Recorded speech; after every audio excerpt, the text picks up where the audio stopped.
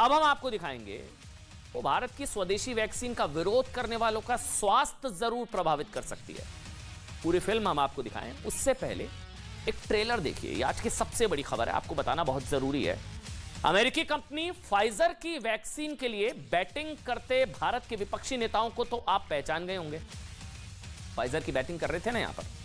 अगर पत्रकारों के सवालों से भागते शख्स को आप नहीं पहचान पा रहे हैं, मतलब फाइजर की जो पैरवी कर रहे हैं वो तो तस्वीरों में आपको नजर आ रही है, लेकिन जो दूसरी तरफ हम आपको दिखा रहे हैं उन अगर फाइजर से जुड़े सवालों से भागते हुए शख्स को अगर आप नहीं पहचान पा रहे हैं तो आपको बता दें इनका नाम एल्बर्ट बोर्ला है।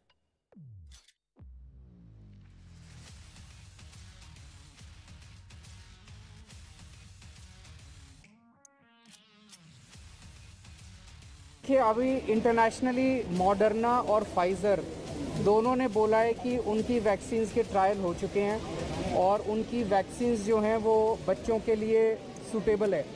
मैं समझता हूं कि केंद्र सरकार को इसमें अब देरी नहीं करनी चाहिए और जितनी भी इंटरनेशनली अवेलेबल वैक्सीन्स हैं सबको हमारे देश के अंदर इस्तेमाल करने की इजाज़त हो। Said it was 100% effective, then 90%, then 80%, then 70%. But we now know that the vaccines do not stop transmission.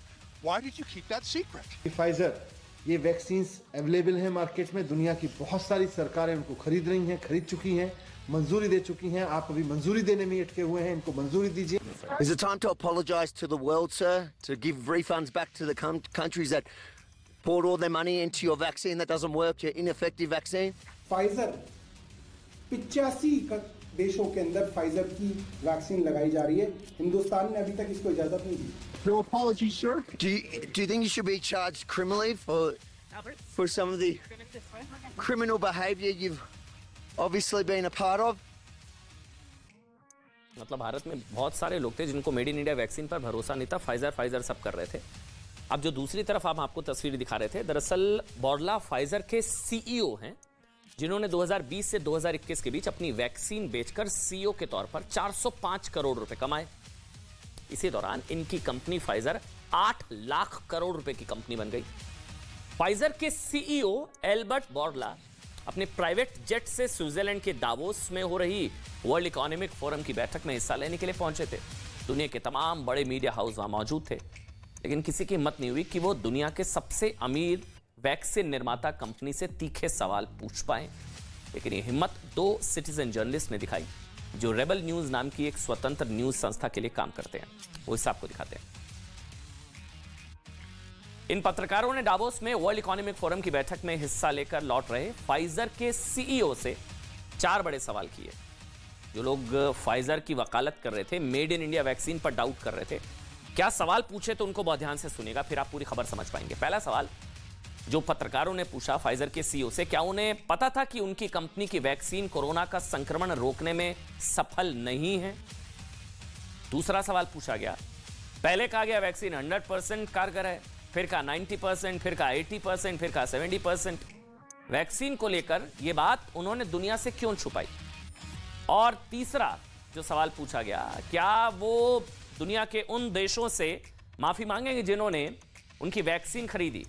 मतलब पहला सवाल ये कि, और उसके बाद पहले कहा गया वैक्सीन 100% कारगर है, फिर कहा गया 90%, फिर 80%। ये सारे सवाल पूछे गए फाइजर के सीईओ से, उस फाइजर के जिसकी वकालत यहाँ इंडिया में की जा रही थी और मेड इन इंडिया वैक्सीन पर सवाल उठाए जा रहे थे।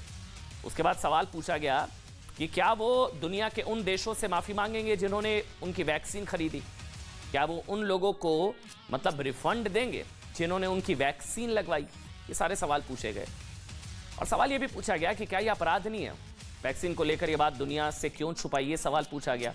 क्या वो दुनिया के उन देशों से माफी मांगेंगे जिन्होंने फाइजर की वैक्सीन लगवाई? मतलब हमारे यहाँ बहुत सारे लोग थे जिनको मेड इन इंडिया वैक्सीन पर भरोसा नहीं था, चाह रहे थे फाइजर आ जाए इंडिया में, फाइजर आ जाए इंडिया में। फाइजर के लिए लॉबिंग चल रही थी, मेड इन इंडिया वैक्सीन के खिलाफ माहौल बनाया जा रहा था, भ्रम फैलाया जा रहा था।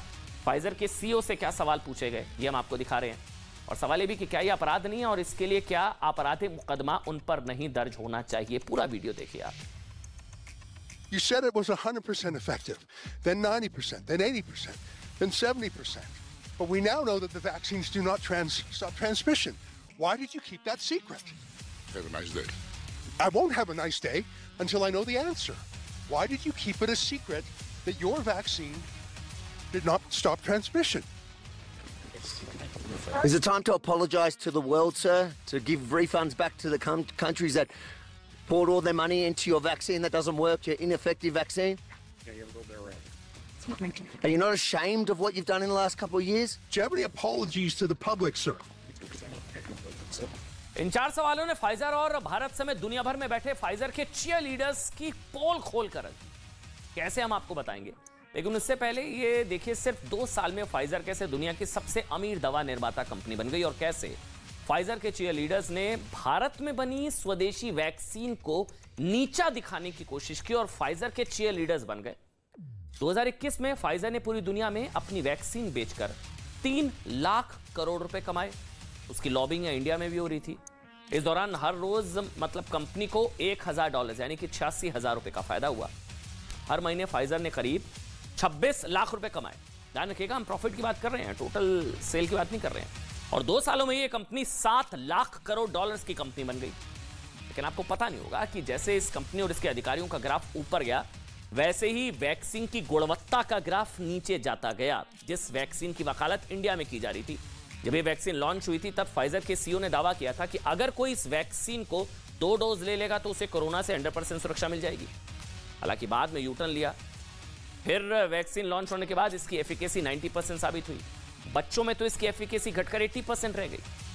इसकी बूस्टर डोज से 70 to 75% तक कारगर हुई, जबकि वैक्सीन लगवाने के 6 महीने के बाद इसकी एफिकेसी घटकर से 47% पर आ गई।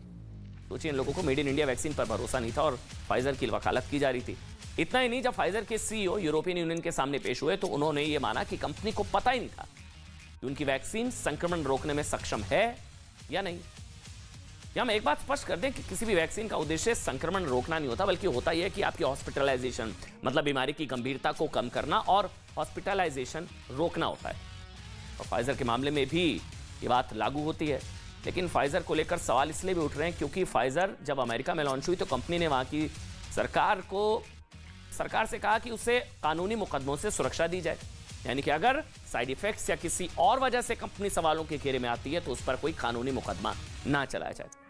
फाइजर ने भारत सरकार के सामने भी ऐसी ही शर्त रखी थी, लेकिन भारत सरकार ने ऐसी किसी भी शर्त को मानने से इंकार कर दिया और फाइजर का दुनिया के सबसे बड़े बाजार में अपनी वैक्सीन को बेचने का सपना पूरा नहीं हो पाया।